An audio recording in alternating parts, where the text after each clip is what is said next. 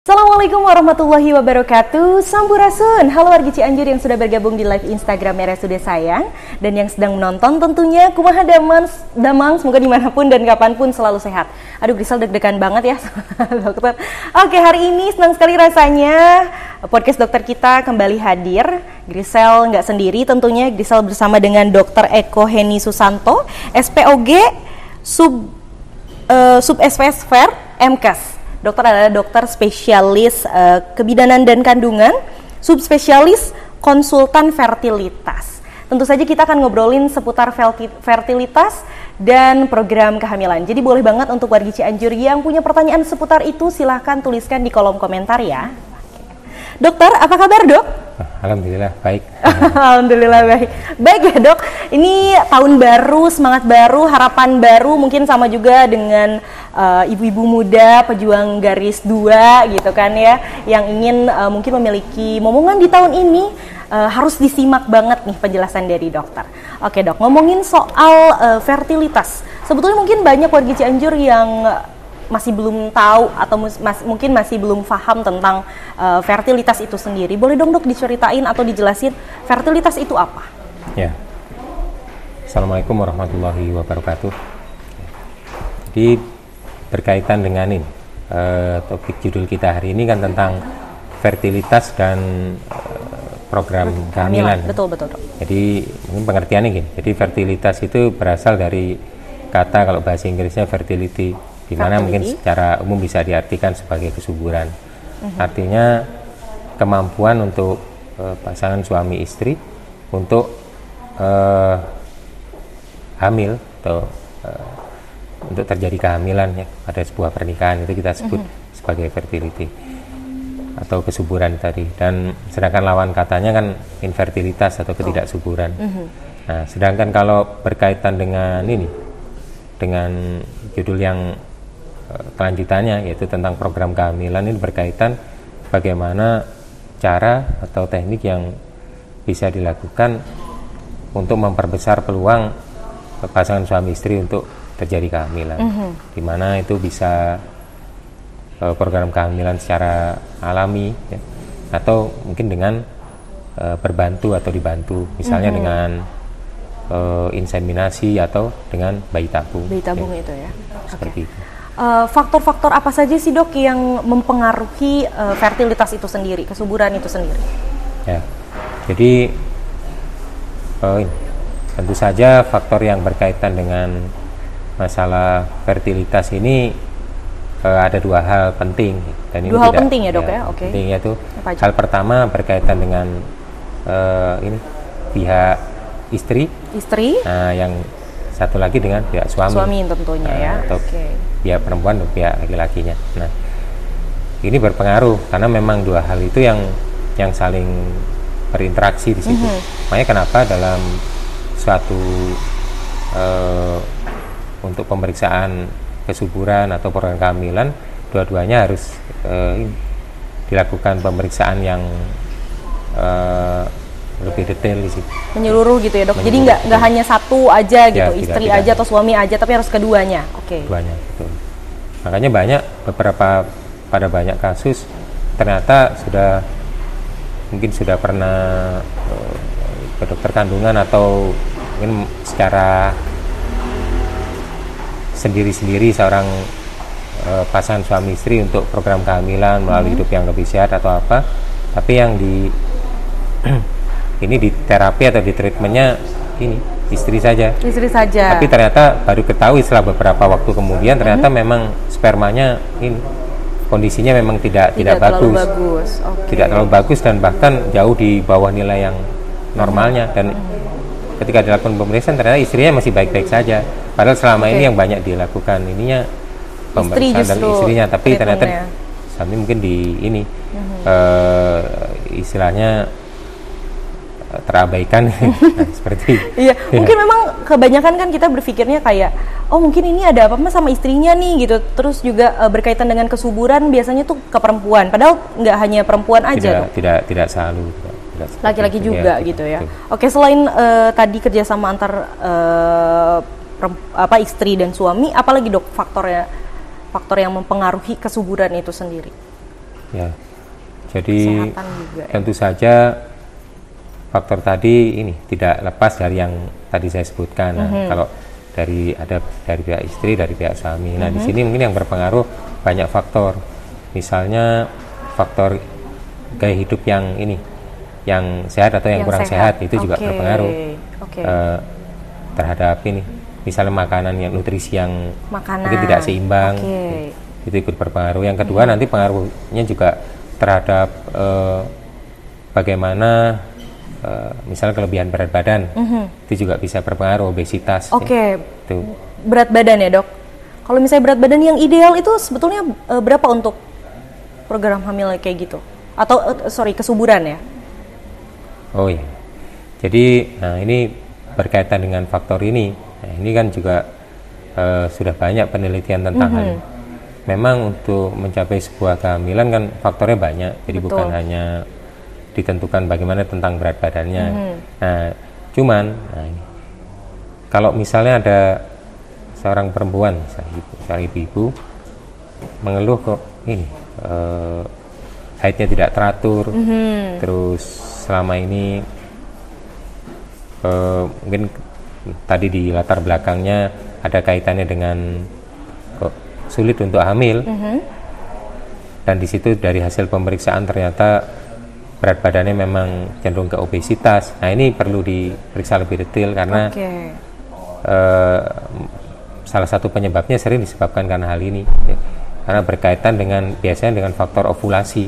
Ovulasi itu kayak pematangan sel telur, produksi sel telurnya agak terhambat. Nah, di sini mungkin yang perlu nilai tentang bagaimana berat badan tersebut. Nah, memang untuk suatu program kehamilan tidak selalu kita akan mencapai berat badan yang ideal, itu tentu saja sulit. Sulit ya? Ya, sulit. Misal juga sulit turun berat badan. Ya, pasti yang penting bahwa bagaimana cara agar merubah pola hidup, lifestyle-nya lebih sehat, sehingga nanti berat badannya pelan-pelan akan mulai turun. Nah, itu dia. Biasanya targetnya untuk di awal 5-10%. 5-10% dari berat badan. Berat badan yang saat ini. Terus ditambah dengan mungkin olahraga, ya, sama yang paling penting ya nutrisi yang lebih sehat itu tadi. Ternyata ini juga sangat berpengaruh. Ya. Nah, misalnya berat badan awalnya 70 ya, turun 4-7 kilo itu sudah ini. Sudah biasanya sudah cukup berpengaruh terhadap siklus haid. Oh, cukup berpengaruh ya segitu ya, Dok. Oke. Nah, ditambah dengan kalau olahraga juga nggak yang perlu berat, mungkin jalan kaki 45 menit misalnya. Jalan kaki 45 menit itu sudah termasuk olahraga ya, Dok ya? Iya. 45 sampai 1 jam itu sudah akan ini gitu membantu ya? Selain akan membakar kalori, akan meningkatkan ini massa otot dan mengurangi lemak pada tubuh.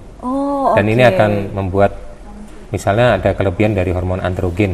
Hormon androgen akan menurun sehingga akan membantu agar sel telurnya nanti lebih mudah berkembang. Seperti itu. Terus makanan sayur, buah mungkin yang cukup, minum air putih yang cukup, mengurangi misalnya makanan-makanan instan, tinggi karbohidrat dibatasin. Nah, itu juga ini ternyata bisa berpengaruh. Bisa berpengaruh ya, Dok ya? Betul. Kalau tadi lifestyle, kemudian masuk ke berat badan, ada lagi nggak sih, Dok? Yang harus diperhatikan gitu. Nah, terus yang harus diperhatikan, nah ini kaitannya mungkin nantinya dengan kondisi yang ditemukan pada pemeriksaan. Misalnya ada riwayat penyakit tertentu sebelumnya. Ada riwayat penyakit tertentu sebelumnya juga berpengaruh. Ya, berpengaruh. Misalnya ada ini yang contoh ini paling gampang. Misalnya diabetes misalnya. Diabetes. Ya, diabetes kayak gula darah yang tinggi. Terus misalnya pernah ada gangguan tiroid. Nah, itu juga bisa berpengaruh terhadap kondisinya.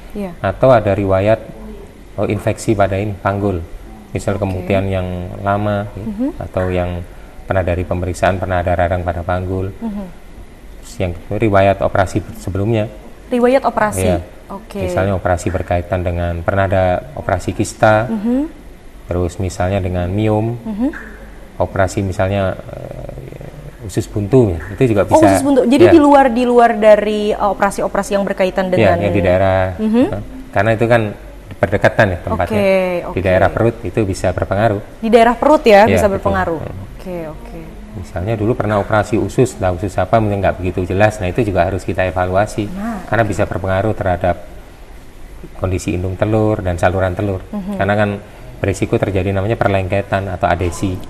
Nah ini yang menyebabkan sering kadang-kadang tuba atau saluran telurnya jadi tidak berfungsi dengan baik. Nah seperti itu, makanya itu perlu dilakukan evaluasi dari sana. Oke, berarti pengecekannya tuh dengan konsultasi bersama dokter, ada lagi pengecekan yang khusus nggak sih dok untuk mengecek kesuburan gitu, entah itu baik dari pihak perempuan dan laki-laki gitu? Ya betul, itu pertanyaan yang cukup bagus. Jadi biasanya ketika pasangan suami istri itu ke dokter kandungan, dokter obgyn, ketika itu tergantung. Pada umumnya misal dikatakan namanya infertilitas itu kalau fase di mana 1 tahun menikah, lebih dari 1 tahun menikah, tidak di KB, berhubungan seksual secara teratur, rutin gitu ya, rutin, tidak misalnya nggak berjauhan, suaminya di mana itu, LDR istrinya ya? Itu dikatakan sebagai infertilitas. Ada yang primer, ada yang sekunder. Oke. Kalau yang primer itu sebelumnya belum pernah hamil, entah itu hamilnya akhirnya keguguran atau hamil sampai melahirkan. Kalau yang sekunder sebelumnya sudah pernah hamil, entah itu hamilnya mungkin pernah keguguran atau hamil sampai melahirkan. Jadi misalnya dulunya sudah pernah punya anak 1, tapi setelah itu bertahun-tahun kok nggak bisa hamil lagi, nah itu dikatakan infertilitas sekunder itu. Kalau lebih dari 1 tahun setelah itu. Nah ini pemeriksaan biasanya yang penting, yang paling pokok, salah satunya yaitu selain ketika ke dokter itu kan dilakukan ini konsultasi kayak wawancara lah. Wawancara dulu, di situ dilihat bagaimana mulai dari siklus haid, misalnya siklus haidnya dicatat, karena siklus haid yang teratur dan tidak teratur ini juga menjadi perhatian. Oke, siklus yang teratur dan tidak teratur juga jadi perhatian. Karena ini berkaitan dengan ovulasi atau pematangan sel telurnya. Iya. Karena biasanya siklus haid yang teratur 80-90% ovulasinya baik atau ini pematangan sel telurnya bagus gitu. Terus yang kedua kaitannya dengan nanti yang dicari apakah ada penyakit sebelumnya yang pernah diderita dari pihak suami atau pihak istri. Ya. Terus berkaitan juga dengan hidup, nah gaya hidupnya, ada gaya hidup yang tidak sehat atau enggak.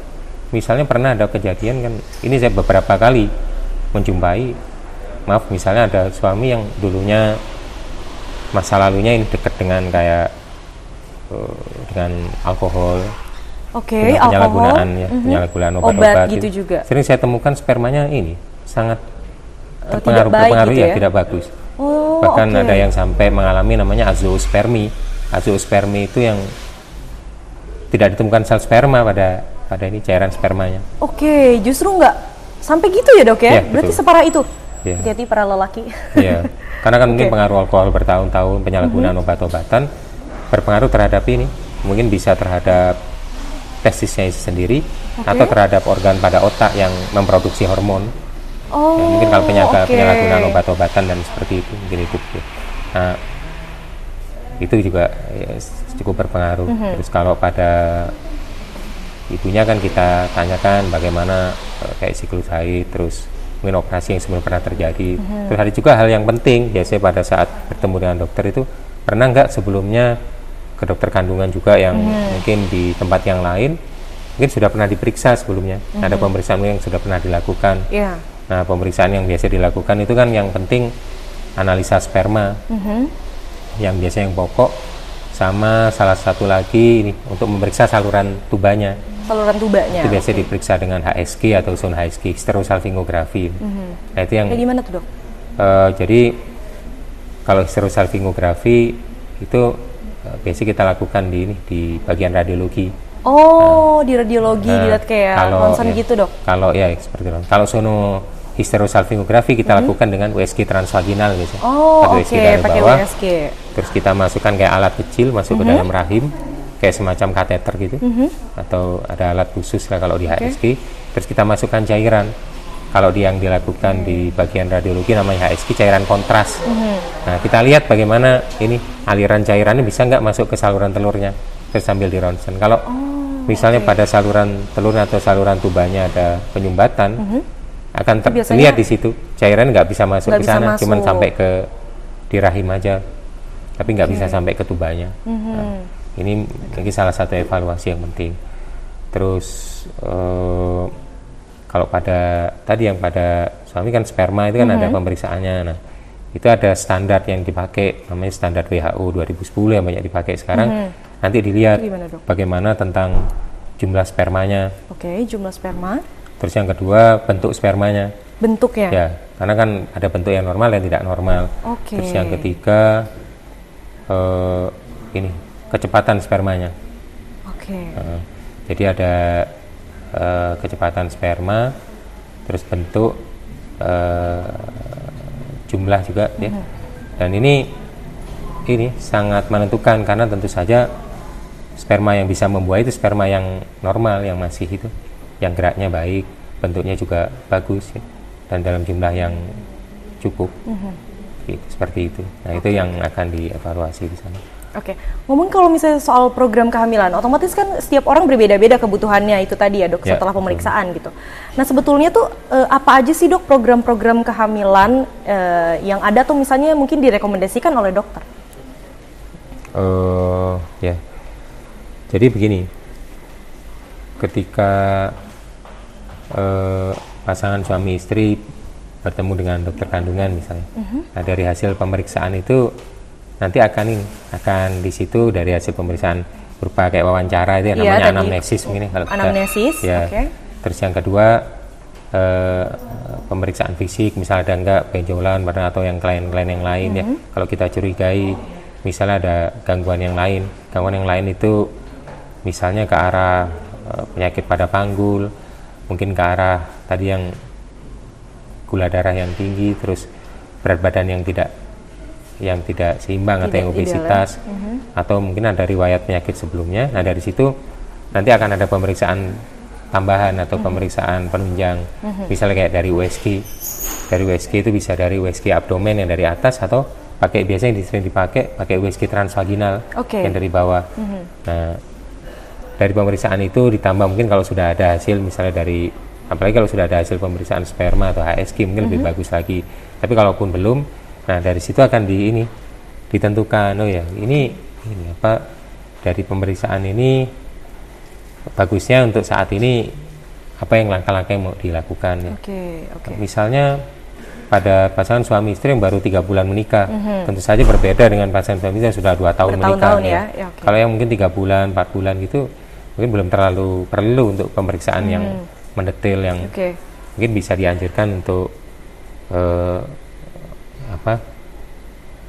ke arah yang alami dulu misalnya. Alami ya. Alami itu misalnya pada suami misalnya ada kebiasaan yang kurang baik, misalnya begadang, merokok, kalau bisa ya begadang dan merokok itu juga cukup berpengaruh terhadap ini ya untuk program hamil. Bisa berpengaruh, mungkin ke setiap orang bisa berbeda. Oke. Kan memang banyak penelitian tentang pengaruh rokok terhadap ini kesehatan sperma. Mungkin pada beberapa orang tidak terlalu banyak pengaruh, tapi beberapa orang cukup berpengaruh di situ. Tapi dok, usia pernikahan berapa sih yang sebetulnya harus konsultasi dengan dokter gitu? Nah ya, jadi ini juga mungkin bisa berbeda seperti tadi disebutkan tentang usia pernikahan ini bisa berbeda tiap-tiap orang.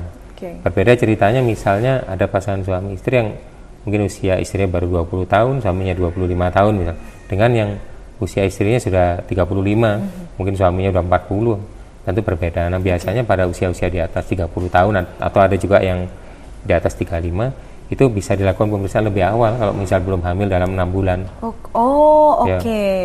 Tapi kalau yang misalnya masih usia 20, 25, 27 mungkin bisa aja masih ada rentang waktu setahun itu untuk ditunggu. Tapi kalau misalnya ini yang dalam kondisi yang normal atau wajar, tapi misalnya ada suami istri misalnya usianya memang mungkin masih di bawah 30 tahun, tapi memang sudah punya keluhan sebelumnya, misalnya nyeri haid yang hebat, haidnya nyerinya, terus kalau sering ada perdarahan tentu saja akan dianjurkan untuk diperiksa lebih cepat, nggak perlu nunggu itu, karena kan sering ditemukan juga ternyata pada keluhan haid yang tidak normal atau yang nyeri banget, sering ada namanya endometriosis, mungkin pernah dengar, yang bisa berupa kista atau bisa berupa yang lain, dan ini juga cukup menghambat terhadap terjadinya kehamilan. Nah kalau diketahui lebih cepat, mungkin lebih bagus gitu lagi untuk Jadi memang gitu. sangat individual itu ya, Pak. Individual itu maksudnya tidak sama. Tapi memang yang dipakai patokan kalau misalnya secara umum biasanya kira lebih setahun ini. Setahun lah itu ya. Pun kalau secara umum nggak ada keluhan yang secara khusus itu. Tapi kalau usianya sudah misalnya udah di sekitaran 35, mungkin juga ada hal-hal yang lain mungkin dari pihak suami dan pihak istri lebih awal, mungkin 6 bulan juga sudah cukup. Lebih cepat lebih bagus ya wargi Cianjur. Ayo langsung konsultasikan bagi ibu-ibu muda pejuang garis 2. Silakan datang ke RSUD Sayang, ada Dokter Eko spesialisnya ya. Oke, dokter, ini sudah ada beberapa pertanyaan yang masuk, jadi kita akan bacakan pertanyaan-pertanyaannya. Pertanyaan pertama ada dari Bapak Abu Najiyah. Selamat pagi dokter, apa yang harus dipersiapkan Pak Sutri sebelum datang berkonsultasi soal fertilitas ini saat berkunjung ke RSUD Sayang? Apa aja persiapannya? Ya, terima kasih, ini pertanyaan yang bagus ya. Jadi biasanya ketika seseorang atau ini pasangan suami istri untuk memeriksakan ke dokter kandungan untuk pemeriksaan misal berkonsultasi tentang kesuburan, ada beberapa hal yang perlu mungkin perlu dipersiapkan. Nah, misalnya ini salah satu hal yang penting ya, selain nanti ibu atau bapak yang memeriksakan juga akan melalui anamnesa atau wawancara juga akan tergambar di situ ya. Terus yang penting juga salah satu perlu dipersiapkan kalau ada ini pemeriksaan sebelumnya atau riwayat tindakan sebelumnya, misalnya riwayat operasi, pemeriksaan yang lain sebelumnya ke dokter ya, entah itu ke dokter kandungan atau ke dokter yang lain. Nah, itu perlu, kalau memang ada bisa dibawa. Nah, itu karena kaitannya tadi ada beberapa hal yang saling berkaitan. Misalnya dulu pernah ada riwayat operasi, nah itu misalnya hasil operasinya patologi bisa dibawa. Misalnya pernah ada pengecekan laboratorium misalnya pada suami atau pada istri yang pernah ada bisa dibawa. Iya, bisa dibawa, disertakan. Apalagi kalau ada kaitannya pemeriksaan yang sudah mengarah ke arah kesuburan sebelumnya, itu akan lebih membantu sehingga bisa menghemat waktu. Begitu ya, dipersiapkan wargi Cianjur. Ada lagi dokter dari Bapak Andriana Ibrahim. Assalamualaikum dok, izin bertanya, apakah kita perlu screening genetik karir untuk program kehamilan? Untuk program kehamilan, screening genetik karir. Oh ya, untuk program kehamilan. Screening genetik. Ya, jadi ini tentang screening genetik ini mungkin masih ini mungkin terlalu agak umum memang ini pertanyaannya. Tapi biasanya secara umum sih tidak sampai ke sana, kecuali memang kalau diketahui ketika mungkin dari riwayat atau dari anamnesanya atau dari hasil wawancara memang diketahui ada sesuatu yang memang dikhawatirkan nanti bisa berpengaruh jika terjadi kehamilan. Misalnya ada riwayat pada keluarga, ada penyakit sebelumnya, penyakit genetik dan sebagainya, memang itu mungkin bisa perlu meskipun kasus seperti itu jarang ya. Tapi pada umumnya nggak harus selalu gitu ya dok ya? Oke, kita berlanjut ke pertanyaan selanjutnya dok. Ada dari Ibu Lisna Herlina 1. Dok, haid saya tuh suka akhir bulan ke awal bulan, kayak tanggal 30 haid pertama. Nah terakhir awal haid saya tanggal 1 Desember sampai 7 Desember. Nah kemarin saya cek tespek hasilnya garis 2. Apakah itu bisa? Ini dia tanggal 30 haid pertama, kemudian haid lagi tanggal 1 Desember sampai tanggal 7. Nah kemarin saya tespek katanya garis 2. Maaf, itu bisa aja. Haid pertama tanggal berapa? Haid pertama awal bulan. Awal bulan. Akhir bulan ke awal bulan. Kayak tanggal 30. Haid pertama. Oh ya, tanggal 30. Kemudian terakhir awal haid saya tanggal 1 Desember sampai 7 Desember. Kemarin saya cek tespek hasilnya garis 2. Apakah itu bisa? Maksudnya setelah sudah haid kemarin baru saja dicek dia udah garis 2. Oh, berarti baru dicek sekarang. Sekarang kan tanggal 11 ya. Tanggal 11. Oke. Sebenarnya ini memang bisa aja itu terjadi, bisa aja. Nah, cuman yang perlu dievaluasi lagi apakah betul yang kemarin terjadi itu memang benar-benar haid ya? Apakah karena kalau itu memang haid beneran atau sebenarnya memang gitu, saat itu sudah terjadi proses kehamilan tapi terjadi perdarahan. Dan itu pertanyaan yang kadang-kadang dikemukakan oleh pasien, dok, saya hamil tapi sambil haid. Nah kan itu sebenarnya ini yang kalau dikatakan hamil kan nggak mungkin haid. Kalau kita masih haid berarti ya belum hamil ya. Nah tapi kalau mungkin yang dimaksud dengan haid oleh beberapa pasien yang bercerita tentang hamil tapi sambil haid itu artinya hamil tapi perdarahan. Nah, itu bisa terjadi ya. Nah itu yang dikira kemungkinan haid itu. Padahal sebenarnya itu perdarahan tapi mungkin haid yang dan tidak normal ketika hamil. Jadi mending dicek aja ya dok ya, konsultasi ke dokter sekarang. Dan memang ketika ini hasil tes packnya 2 itu juga perlu duanya itu 2 jelas garisnya atau 2 atau samar gitu ya. Karena kan ada namanya pada pemeriksaan kehamilan pakai tes pack itu hormon ada namanya false positif atau positif palsu. Oh, positif palsu ya dok ya. Jadi ya macam janji palsu. Jangan ngasih janji-janji kalau hanya palsu aja ya. Jadi maksudnya di situ kan kok kelihatannya positif tapi berkali-kali misalnya hari ini diperiksa, 2 hari lagi, 3 hari diperiksa tapi kok nggak pernah benar-benar garisnya jelas, masih samar aja tiap kan harusnya kalau ini jelas gitu ya tambah lama tambah jelas. Kenapa? Karena kadar hormon beta HCG namanya beta human chorionic akan semakin tinggi di dalam darah yang dikeluarin, sehingga kalau awalnya samar lama-lama jadi lebih jelas. Tapi kalau kita cek beberapa kali kok masih samar aja, nah ini mungkin perlu apakah ini benar-benar positif atau yang itu tadi lebih baik periksakan ke dokter sih dok ya supaya lebih jelas lagi. Oke dokter, ada lagi dari Ibu Elia KHN. Dok, izin bertanya, apa saja faktor penyebab kegagalan bayi tabung? Terima kasih dok. Itu ada juga ya beberapa, mungkin artis-artis juga kita tahu bersama gitu. Ada beberapa artis yang udah mulai program bayi tabung tapi gagal. Itu tuh kenapa sih dok? Ya betul. Jadi untuk bayi tabung sendiri itu kan memang semakin lama teknologi pada bayi tabung yang dilakukan itu lebih canggih dan lebih bisa lebih komprehensif dan semakin maju. Nah, tingkat keberhasilan bayi tabung itu bisa berbeda, mungkin tergantung pada tiap-tiap klinik bisa berbeda, terus pada tiap-tiap orang juga bisa berbeda, karena permasalahan bisa berbeda pada tiap orang. Betul. Nah, biasanya rata-rata bisa antara 30 sampai 50% tingkat kehamilannya. Bisa atau ada yang lebih untuk sampai hamil. Nah, ada mungkin yang lebih tinggi dari itu. Nah, mungkin faktor yang berpengaruh apa? Salah satunya mungkin yang paling sering itu salah satu faktor usia. Faktor usia? Ya, faktor usia berpengaruh. Terus yang kedua faktor ini, adakah penyakit yang lain? Penyakit yang lain itu misalnya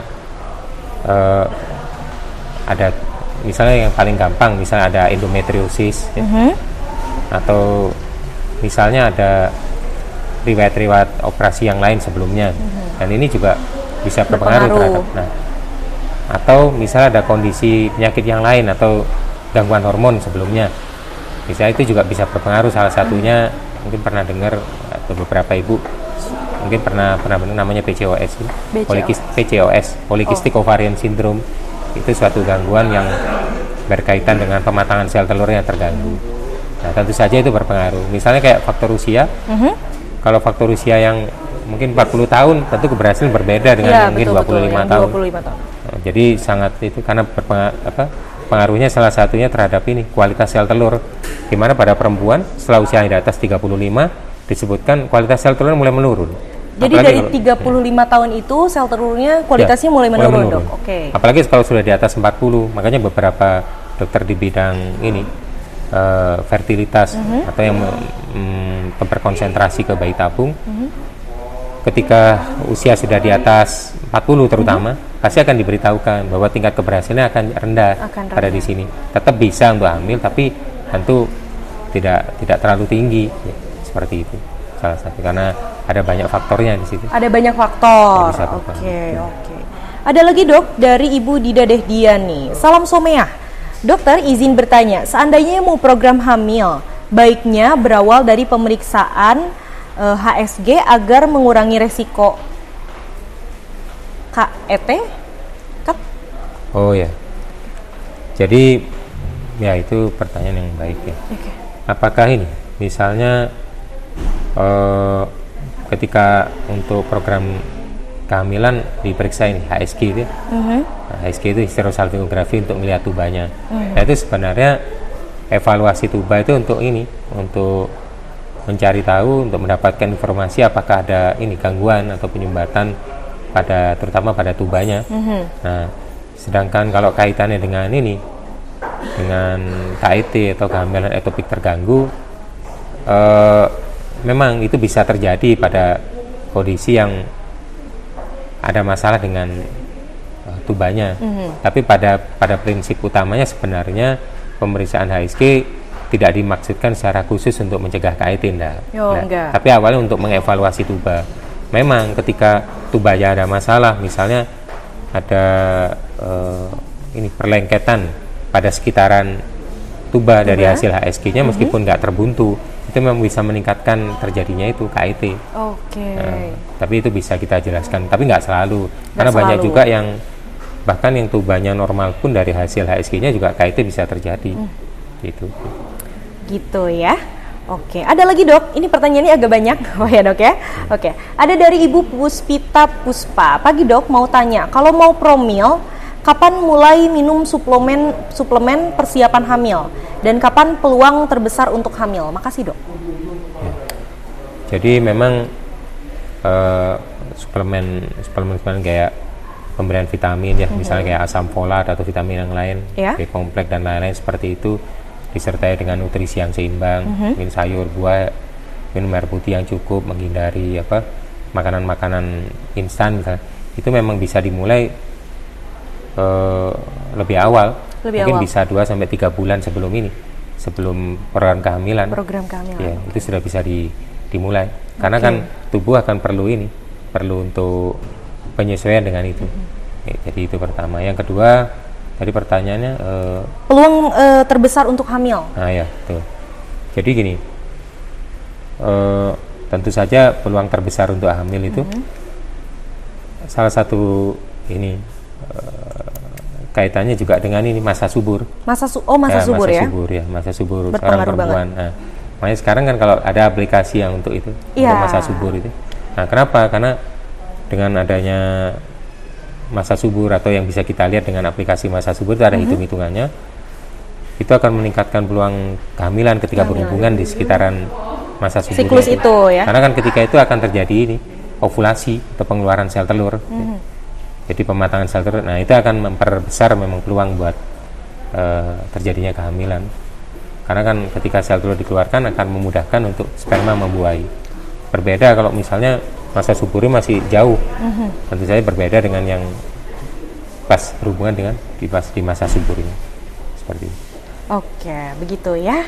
Siapkan lagi. Oke, ada lagi dari Ibu Melianin 16. Assalamualaikum pagi dok, izin bertanya. Bagusnya pakai IUD berapa tahun lamanya? KB ya? Ya, ini mungkin kaitannya dengan nggak dijelaskan di situ. IUD ya enggak? Iya, enggak. Ya, jadi berkaitan dengan pemakaian IUD.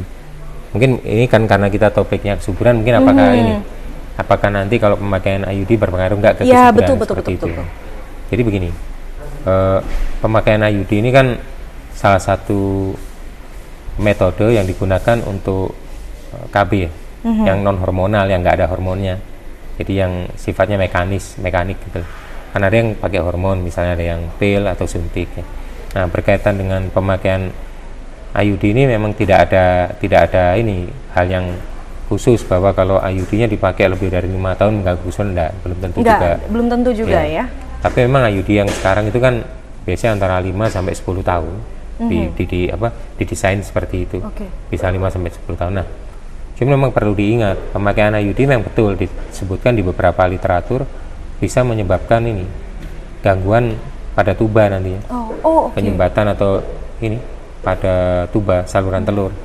Jika terjadi, nah tapi ada terusannya. Jika di situ terjadi infeksi. Infeksinya itu ya berupa misalnya pada radang panggul, infeksi yang pada saluran reproduksi, sehingga jika ada IUD memang memperbesar peluang terjadinya itu gangguan pada saluran reproduksi nantinya. Artinya gini, jika seorang ibu misalnya memakai IUD memang harus lebih waspada tentang bagaimana kebersihan dari saluran reproduksi. Yang kedua, lebih memperhatikan kalau ada gangguan misalnya kayak keputihan yang agak lama nggak sembuh yang nggak seperti biasanya. Nah itu mungkin perlu pengobatan khusus, khawatirnya di situ memudahkan terjadinya infeksi pada sekitaran saluran reproduksi yang nantinya bisa berpengaruh terutama terhadap tubanya. Sehingga karena dengan IUD memang memperbesar peluang terjadinya gangguan ke arah sana. Seperti itu. Tapi kalau misalnya kita melepas KB atau alat kontrasepsi gitu ya dok, biasanya peluang kehamilannya tuh berapa lama? Jadi kita lepas nih setelah 1 tahun atau mungkin 2-3 tahun gitu. Dari lepas sampai hamilnya itu biasanya rata-rata tuh butuh berapa waktu lah? Ya. Lamanya gitu. Nah ini, jadi betul. Jadi karena alat kontrasepsi ini kan beda-beda ya. Ada yang non hormonal, ada yang hormonal. Pada tiap-tiap orang juga berbeda. Nah, ada yang mungkin bisa cepat, dalam 2-3 bulan sudah ini. Oh, 2-3 bulan bisa ya dok ya? Iya. Pada 3 bulan. Kadang-kadang ada yang malah yang tidak disela dengan haid, tiba-tiba hamil aja di bulan berikutnya. Sekarang itu dilepas. Ya? Kadang-kadang terjadi seperti itu. Tapi ada juga yang sampai menunggu berbulan-bulan, 6 bulan, bahkan setahun kok tetap nggak hamil-hamil, itu juga ada yang seperti itu. Padahal KB-nya sudah dilepas atau sudah tidak digunakan lagi sudah sejak lama. Nah, yang kondisi ini yang mungkin perlu pemeriksaan lebih detail nantinya. Kenapa kok misalnya setelah setahun dibuka KB kok tetap nggak ini? Kok belum terjadi kehamilan? Khawatirkan ada hal-hal yang lain. Tapi beberapa ada yang 3 bulan, 4 bulan itu juga sudah beda-beda tergantung kondisi juga, balik lagi ya dok ya. Betul. Oke, dokter, ini ada lagi pertanyaan yang masuk dari Bapak Randi Rizky Fazar. Dok, izin bertanya, jarak hamil dari anak pertama ke anak kedua kira-kira berapa lama bagusnya? Anak pertama lahir SC, usia ibu 30 tahun. Terima kasih. Ya, berkaitan dengan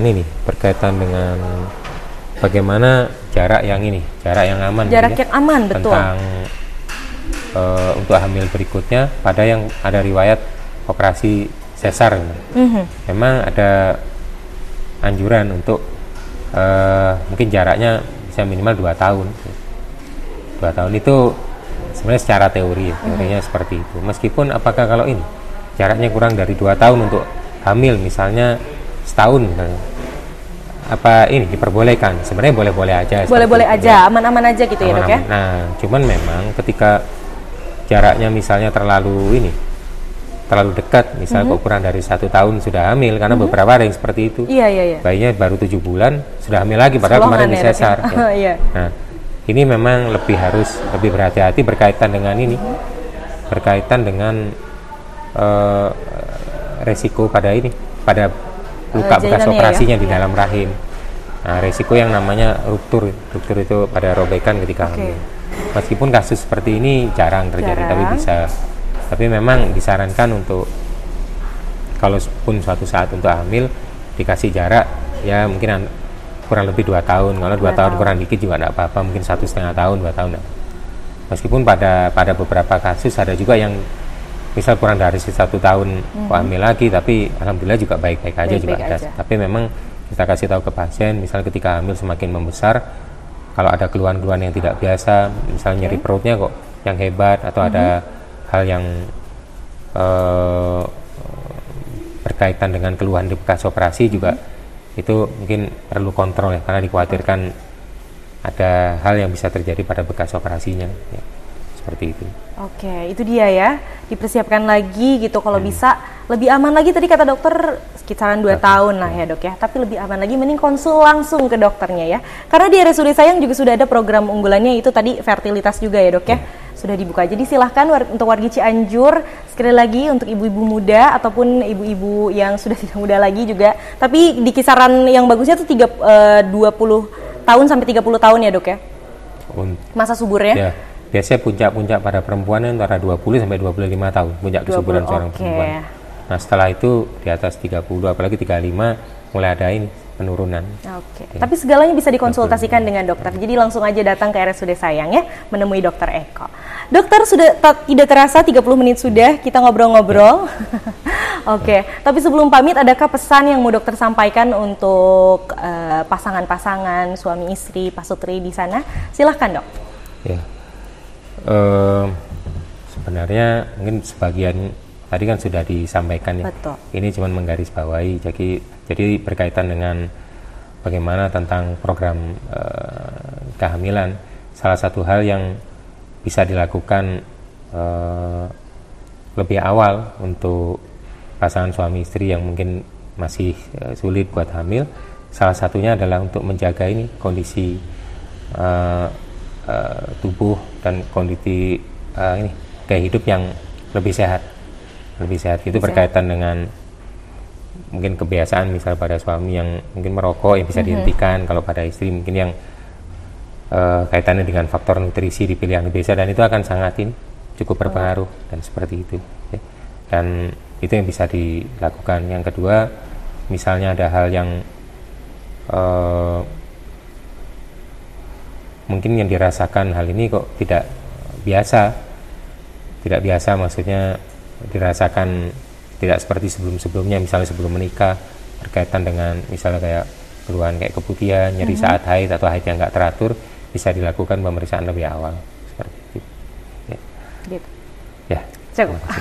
Oke dok, terima kasih banyak sudah berkenan untuk ngobrol-ngobrol kali ini sama Grisel. Terima kasih, semoga dokter sehat selalu, lancar dalam melakukan segala urusannya.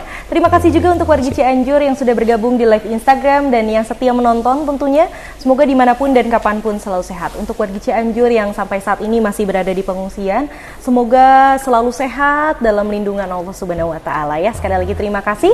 Jangan lupa follow Instagram dan TikTok RSUD Sayang.somea. Jangan lupa juga like, comment, subscribe, dan share sebanyak-banyaknya video ini karena akan sangat bermanfaat. Terima kasih sekali lagi, saya Grisela Dita bersama dengan Dokter Eko. Kami berdua pamit undur diri. Wassalamualaikum warahmatullahi wabarakatuh. Waalaikumsalam. Cianjur bangkit, Cianjur pulih.